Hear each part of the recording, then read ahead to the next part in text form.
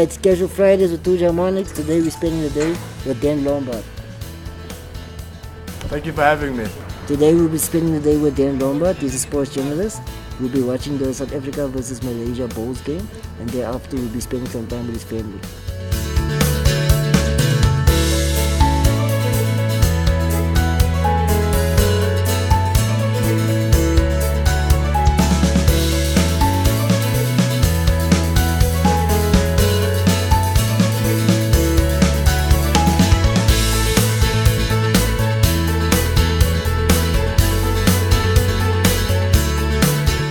It's not just straight. You don't just bowl your bowl straight to the white ball. It's a little bit more tricky. So basically, you basically have to get the ball as close to each other. But there's some skill. If the ball is heavier on the one side and not on the other side, then it's basically going to take some. It's always basically how good your wrist is.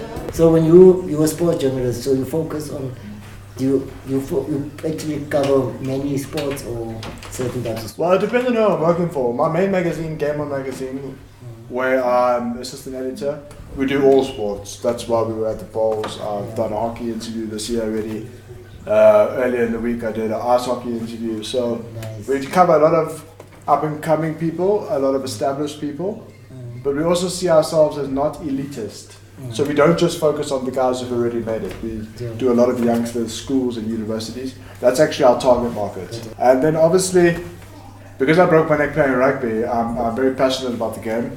So I do a lot of work, rugby specific, like the Varsity Cup and Super Sport and the Bulls.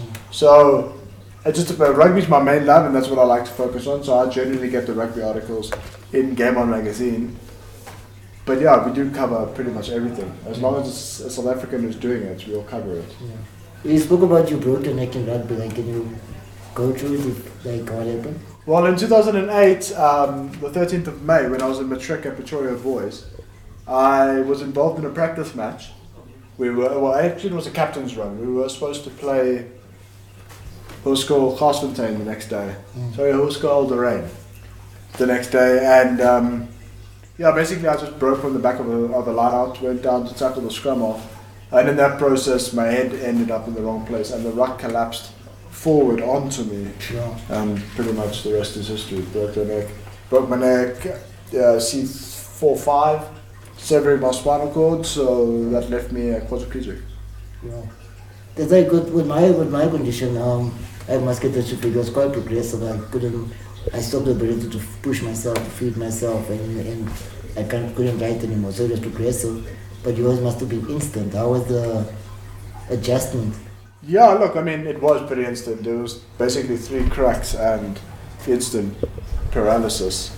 But, I mean, you go into extensive rehab just after you break your neck. So they go through things where they will teach you about bowel movement and going to the toilet, and they cover everything: pressure sores, sex life, dealing with the public, Yes. and then the pressures of being disabled. So, I mean, I always see it as a flick of a switch. You either accept it or you don't. Yeah. There's no adjustment period for me, the way I see it. If it happens to you, then you need to accept or not. Because if you don't accept it, you cannot move forward. True. So, for me, it was just, I said that day, I broke my neck on a Tuesday, I had my operation on Wednesday night, I was out of ICU on Thursday, I sat in my first wheelchair the following Monday. Sure. So I think it's because I was so fit, because I was playing second and thirds at Boys Out, but I broke my neck at a 4th and 5th practice, but I was pushing obviously to play first team. So I was extremely fit when I broke my neck, which I think helped me a lot. Yes. But I mean, obviously it was very difficult because when I first broke my neck, I couldn't use my arms at all. My biceps were paralyzed as well. And they slowly came back. So having my biceps have given me a lot more freedom because I can drive myself with my hand and, shake people's hands and stuff. So I'm not just sitting dead still in a wheelchair anymore, which I think helps a lot.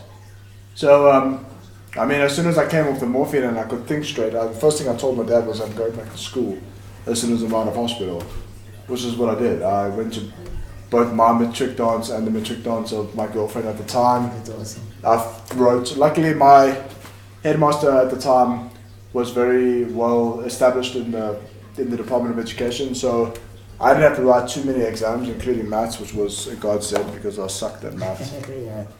But other than that, it was pretty simple. It's adapting to my disability is more, I think it's been tougher for the people around me than it has been for me.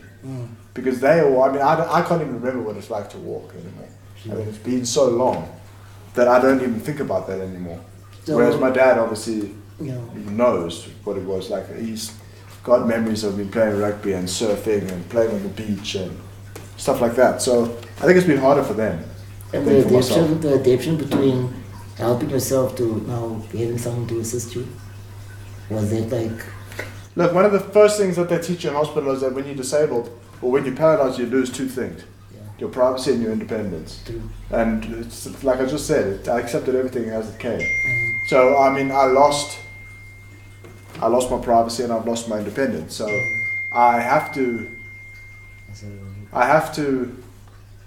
you know, I need people's help. So I can't really, it's either I don't get helped and I don't do anything, or I get helped and carry on with my life. So it's I'm pretty straightforward when it comes to my disability. I know that I need people, and I think that's one of the reasons why I became disabled, if I reflect back on it, because I was very selfish when I was able-bodied. Yeah.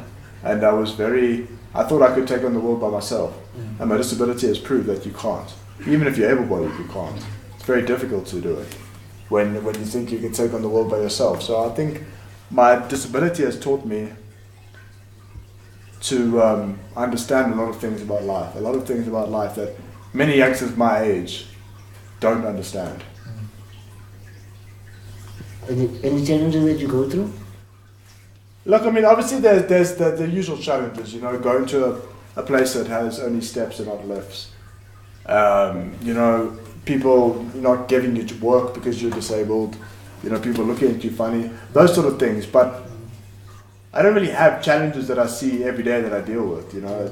I take stuff in my stride and I just adapt as I go along. So, I mean, obviously I've suffered from pressure sores, which is not nice because you're then in a bed for a certain amount of time. I mean, your health is always at risk, you know, you've got catheter infections and stuff like that, but those are part and part of the disability. So there's not any challenges that stand out for me that I suffer from, you know, or that affect me in any way, outside from the usual things that I have to deal with.